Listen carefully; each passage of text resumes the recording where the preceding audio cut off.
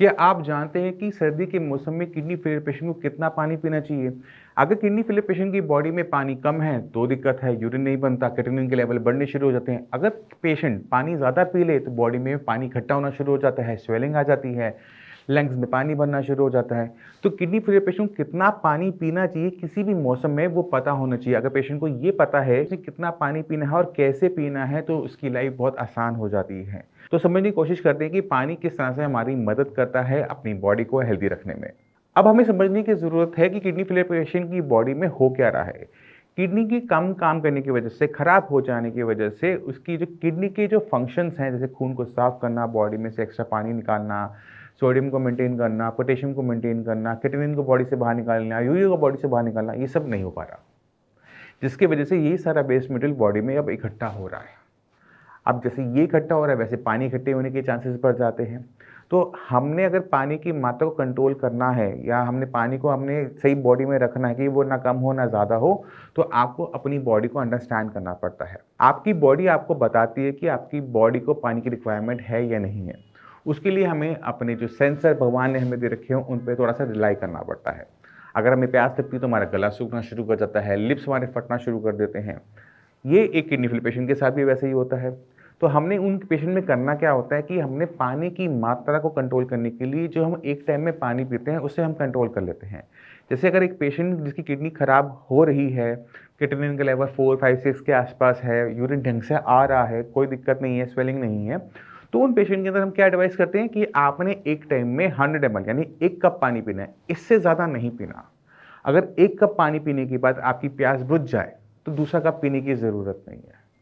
आपने बोतल से नहीं पीना, बोतल मुंह से लगाई और गड़गड़ गड़गड़ पी गए, वो काम नहीं करना। आपने आराम आराम से 1 कप पानी पी लेना है। अगर आपको स्वेलिंग है, आप डायलिसिस करवाते हैं, तो अब वहाँ पे दिक्कत क्या होती है कि वहाँ पे पानी हमें पता है कि इकट्ठा हो रहा है, क्योंकि यूरिन ढंग से फॉर्म नहीं हो पा रहा, पानी बॉडी से बाहर नहीं जा पा रहा, या फिर आपके थायराइड लेवल बढ़े हुए हैं, या फिर आपकी बॉडी में प्रोटीन की कमी की वजह से स्वेलिंग आ रही है। कोई भी रीज़न हो, बट बॉडी के अंदर पानी की मात्रा ज़्यादा है, तब ज़्यादा ऑलरेडी है, अब हमें इसे हटाना भी है कि स्वेलिंग चली भी जाए, तो हमने पानी पीना कम होगा, निकालना ज़्यादा होगा, तो स्वेलिंग उतरेगी। अब यूरिन को बढ़ाने के लिए मेडिसिन चल रही होती हैं, बट पानी की मात्रा को कंट्रोल करने के लिए हम क्या कहते हैं कि आपने एक टाइम में आधा कप यानी 50 ml से ऊपर पानी एक टाइम में नहीं पीना।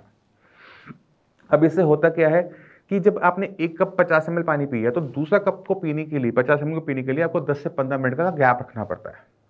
अब इतनी देर में क्या होता है, पहले जो 50 ml होता है वो प्रोसेस हो चुका होता है, वो फिल्ट्रेशन होकर आपके ब्लैडर में इतना यूरिन इकट्ठा हो चुका होता है।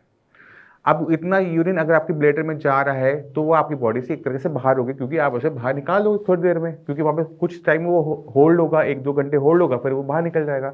तो वहाँ पर हमें परेशानी देखने को नहीं मिलती। तो आपको पहले समझना पड़ता है अपने शरीर को। आपको मौसम नहीं देखना होता कि सर्दी है, गर्मी है, क्या है, कुछ नहीं। आपने अपनी बॉडी को समझना है कि आपकी शरीर आपसे पानी मांग रहा है या नहीं मांग रहा है। मांग रहा है तो कितना देना है, बस इतना आपने ध्यान रखना है। अगर स्वेलिंग नहीं है, यूरिन ढंग से आ रहा है, तो आप 100 ml पानी एक टाइम में पी लो, और दूसरा कप में 15 से 20 मिनट का कम से कम मिनिमम आप गैप रखो। अगर आपकी बॉडी में स्वेलिंग है, डायलिसिस करवा रहे हो, लंग्स में पानी भर रहा है, तो वहाँ पर हमें पानी की मात्रा को और कम करना पड़ता है, जिसको हम कहते हैं 50 ml आपने एक टाइम में लेना है। अब दिन में कितने कप हमने पानी पी लिया, इसको हिसाब रखने की ज़रूरत नहीं होती जब आप पानी की मात्रा को इस तरह से कम कर देते हो। बस आपने अपने आप को प्यासा भी नहीं रखना कि मुझे हर टाइम मेरा गला सूखा हुआ है, बोला नहीं जा रहा, आवाज़ नहीं निकल रही, ये वाला काम भी नहीं करना।